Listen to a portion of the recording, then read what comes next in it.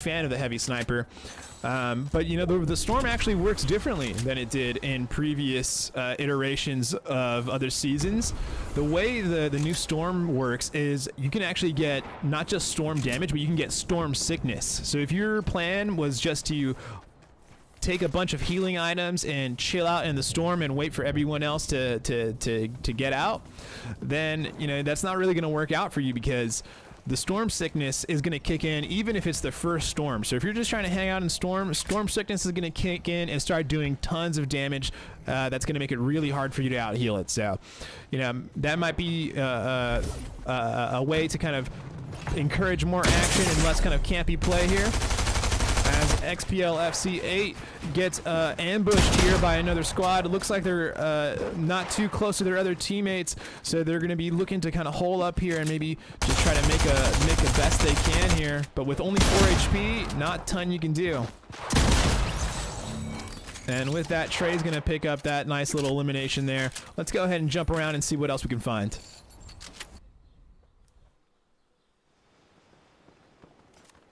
Rocking the Vader skin. Super excited for Vader's lightsaber to drop. I mean, that thing is going to be absolutely insane. It's going to be the lightsabers were already really strong, but Vader's lightsaber, once it drops, once it's in the game, it's going to just be absolutely OP. The way Vader's lightsabers work as opposed to the other lightsabers is Vader's lightsabers can be thrown.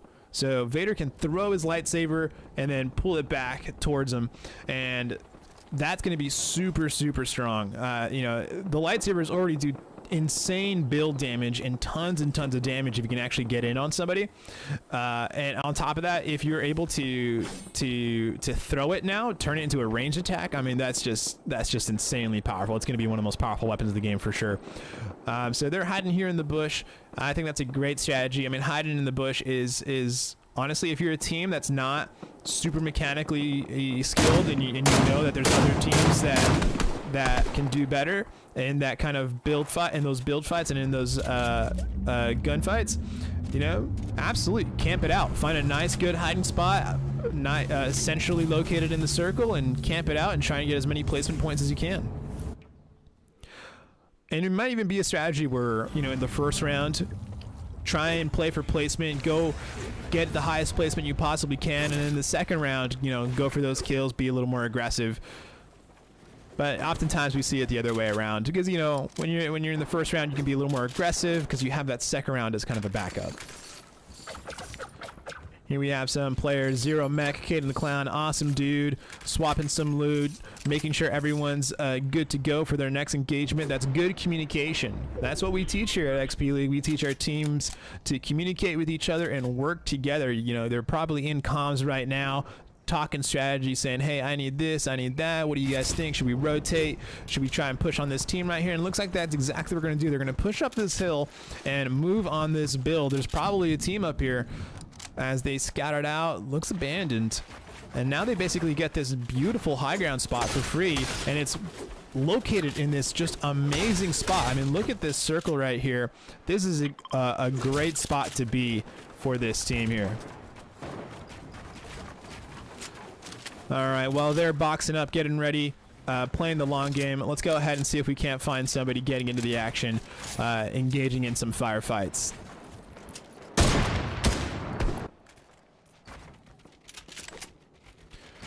Now here we have Typhoon Sniper. Looks like they've got some eyes on a straggler trying to rotate out of this river, get up into the hills, get towards that town a little bit. Checking the storm side. Taking some pot shots there as they're rotating out. And, you know, this is actually a really great spot to be in, because you can... Because those people that are storm side, right up against the storm, they're going to have to move out right now, and they're going to be able to just take shots for free, essentially, on these guys. Now, they do leave themselves open a little bit there, and so they're going to take some damage, but, you know, they're still in the absolute advantageous spot, because they can just walk over a couple feet behind their build, behind their wall, and take cover and heal up. Meanwhile, the other team, you know, they got to walk through open space. They don't have a choice. They can't take cover. I mean, they can build, but with the storm closing in on them, they can't really stay there. They have to keep moving.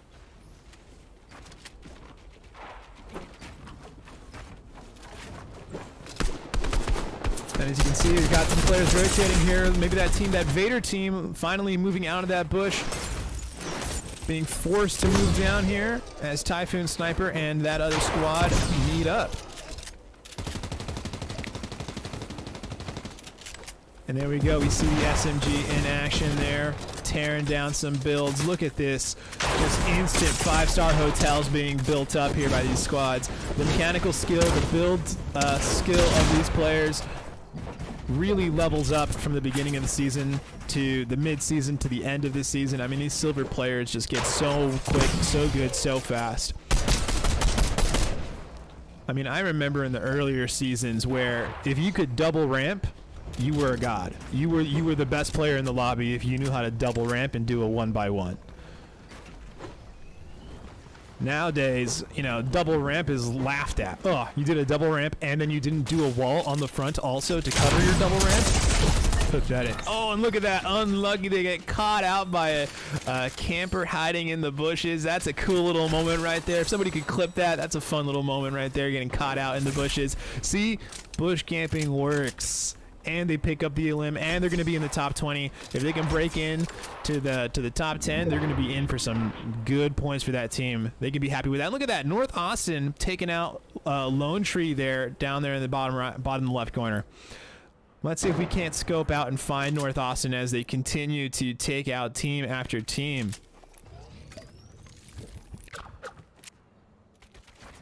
Looks like we're not finding the range, but we've got Falls Church here catching a team unawares as they were kind of looting up, healing up. You know, that's why anytime you're going to heal up, anytime you're going to loot up or change your loadout, always box up. You know, you never want to leave yourself exposed while you're busy doing something else. You can hear footsteps on the outside of the build. There's another squad scoping them out.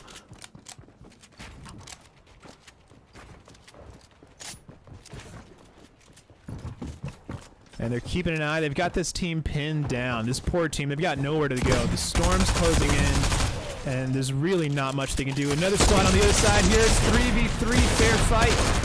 XBLFC goes down, XBLFC 2 of them go down. And it looks like the other squad's going to have a nice shot here, but Stinks is able to take down one of them and box up and maybe get their team back up, get one of their members back up. How is Stinks going to play this? They're going to go in for that second kill. It looks like both squads are even, having 2 down each. Are they going to aggress? Are they going to push? Does Stinks have the health and resources to take this fight?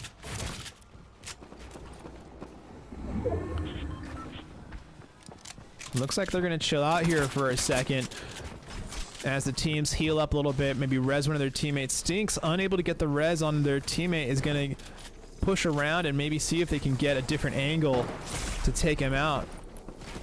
Here we are. We've got the Stinks cam. Unfortunately, it looks like they're going to have to leave their teammates behind there as they get caught in the storm. But, you know, Stinks has plenty of ammo and plenty of mats to take absolute high ground if they want it. And here we can see some of the other teams playing out here. Let's take a look.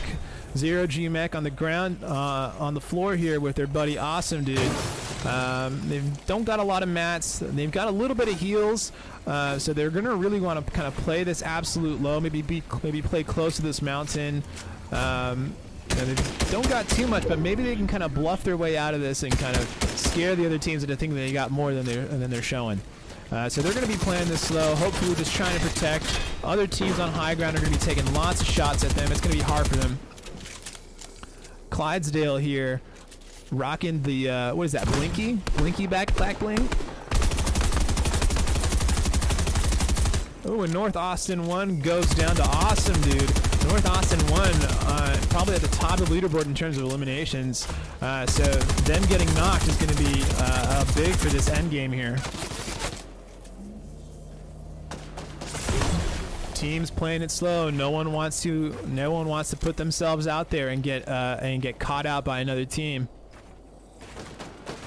Just taking some shots here wherever they can, building up some damage. Let's take a look here. Breaks the builds, bumps them into here. Are they going to drop? Ooh, and a nice little pickup there by Stinks, taking out North Austin 2.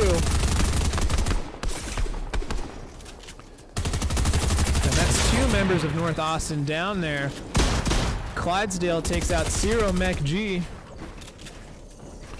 And here we go. We got a nice little build battle going on between Stinks and Clydesdale and what is this, Superstar or Anonymous, an anonymous player.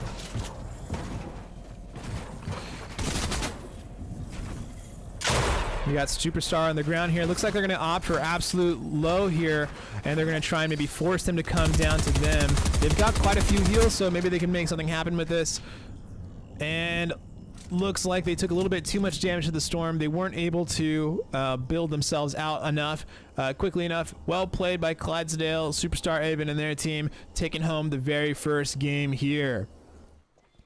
All right, bringing you guys back here. Congratulations to that team. That is the end of the first round of XPL, of XP League's silver game. We've got another round coming up in just a few minutes. But what I want to do is I want to bring attention to our charity initiative happening right now. We are currently raising money for the Leukemia and Lymphoma Society. So I'm going to go ahead and put the information in the chat. If you have the ability to donate to the Leukemia and Lymphoma Society, we are trying to raise $10,000 for this amazing charity by the end of the month. So please, if you have the means, consider donating and sharing our campaign with the people you know, so that we can raise awareness and bring more attention to this amazing organization.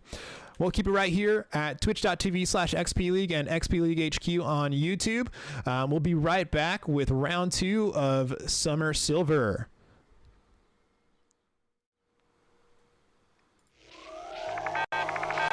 I'm the coach having impact on